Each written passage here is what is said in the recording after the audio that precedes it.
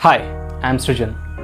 Over thinking यानी ज़्यादा सोचना, हद से ज़्यादा सोचना। कई लोग इस चीज़ से गुजर रहे होंगे।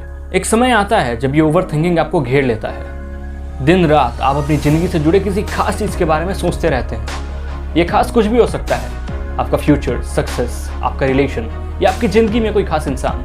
रात को सोने से पहले कई घंटों तक सोचना बरकरार रहता होगा। ओवर थिंकिंग डेली लाइफ की रूटीन को एक अलग मोड़ दे देता है, इंसान की एक अजीब सी दशा बना देता है। मैं भी इस चीज से गुजर चुका हूँ। आखिर इस ओवर थिंकिंग से ओवरकम कैसे किया जाए? पता है ओवर थिंकिंग के कारण क्या है? पहला तो ये कि हम खुद को एस्टिमेट करने लगते हैं। हम खुद का कंपैरिजन किसी दूसरे से करने लगते हैं और कंपैरिजन करते वक्त हम ये देखते हैं कि सामने वाला कहाँ खड़ा है और हम क्या कर रहे हैं, लेकिन असल में हम कुछ नहीं कर रहे होते, बस लगे रहते हैं सामने वाले को देखने में। और यही चीज हमें सबसे ज्यादा दुख देती है। यकीन मानो यार, आप सबसे अलग हो, बस मेहनत और हौसला बरकरार रखो। लंबी रेस का घोड़ा बनना है, थोड़ी देर के लिए चमककर फिर बाद में अपनी चमक खोनी नहीं है।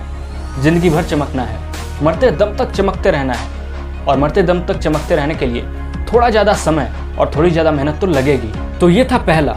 ओवर थिंकिंग का दूसरा कारण है उम्मीद, एक्सपेक्टेशन।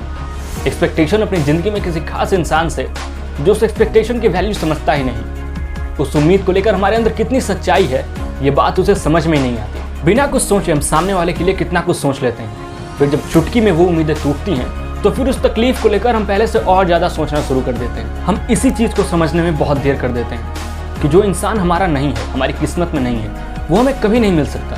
तो क्यों फिर इसके चलते अपना समय बर्बाद करें? एक समय आएगा जब जिन्हें आना होगा वो आ जाएंगे। तब तक हम ये फालतू का सोचना बंद करके अपने आप को और मजबूत बनाएंगे। पहला कारण जो मैंने डिस्कस किया, ये उन लोगों पे अप्लाई होता है जो फ्यूचर को लेकर वरीड है। और दूसरा कारण किन पे अप्लाइड है ये शायद आप समझ गए होंगे।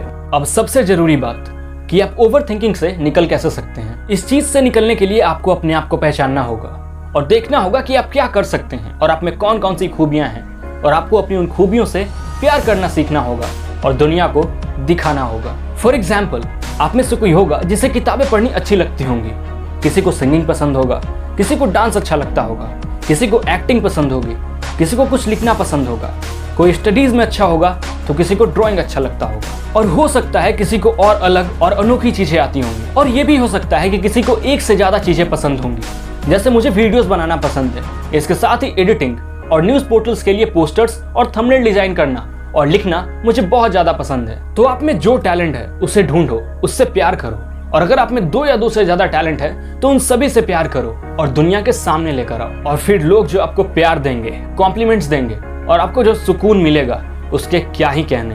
हो सकता है शुरुआत में थोड़ी सी गड़बड़ होगी, लेकिन हिस्ट्री उठाकर देख लो यार, किसी ने भी 100% परफेक्शन के साथ शुरुआत नहीं की। कैरी मिनाटी का एक गाना है वरदान, जिसकी 4 लाइनें मुझे बहुत अच्छी लगती हैं कि बनना नहीं लेजेंड, बनना नहीं बस अपनी जगह, देना नहीं 100% 200 तो पावर लगा, किस्मत को भूल भूल मत अपनी वजह, लगी है चोट वरदान है ना कोई सजा। यानी हमें लेजेंड नहीं बनना है यार, बस इस बड़ी सी दुनिया में अपनी एक जगह बनानी है।